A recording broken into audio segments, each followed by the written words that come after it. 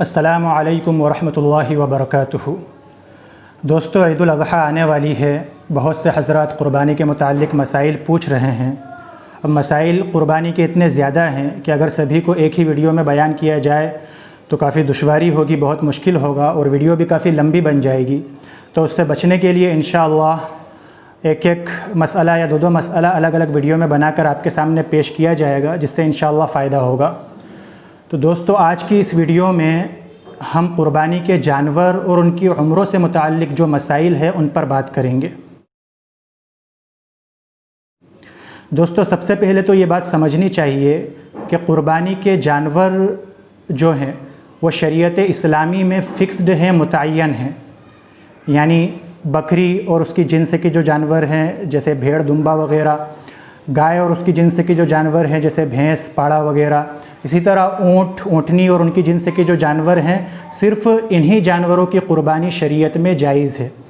इनके अलावा जो दीगर जानवर हैं, चाहे वो हलाल ही क्यों ना हो, जैसे हिरन है, ज़ेबरा है, नीलगाय है, मुर्गी वग़ैरह हैं, ये हलाल जानवर हैं, इनका खाना जायज़ है, लेकिन इसके बावजूद शरीयत में इनकी क़ुरबानी जायज़ नहीं है। अब बात करते हैं दोस्तों इन जानवरों की उम्रों के बारे में कि क़ुरबानी के जानवर की कितनी उम्र होनी चाहिए। तो दोस्तों, अगर हम बकरा या बकरी की क़ुरबानी कर रहे हैं तो वो कम से कम 1 साल का होना चाहिए। अगर 1 साल से बकरा या बकरी एक दिन भी कम है तो उसकी क़ुरबानी जायज़ नहीं है।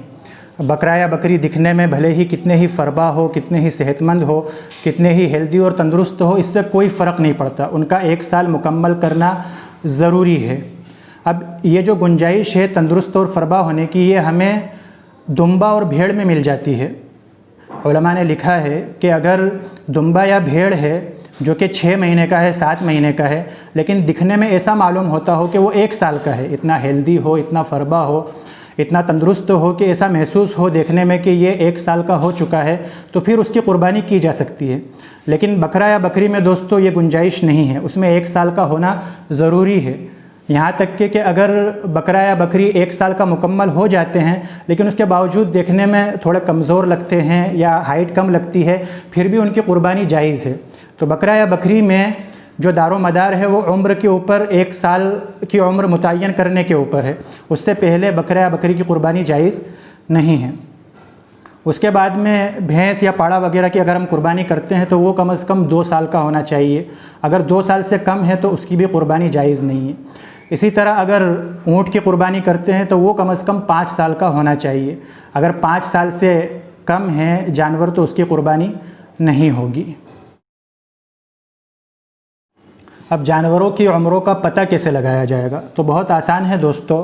अगर जानवर हमारा ख़ुद का पाला हुआ है तब तो बहुत ही आसान है कि हम उसकी पैदाइश का दिन याद रखें और जब उसको साल, 2 साल या 5 साल जानवर के एतबार से जब मुकम्मल हो जाए इस्लामी कैलेंडर के हिसाब से, इस्लामी कैलेंडर जो होता है वो ईसवी कैलेंडर के मुकाबले में तकरीबन 10 दिन कम होता है, तो अगर उसके हिसाब से भी जानवर की क़ुरबानी की उम्र मुकम्मल हो जाए तो उसको क़ुरबानी करना जायज़ होता है।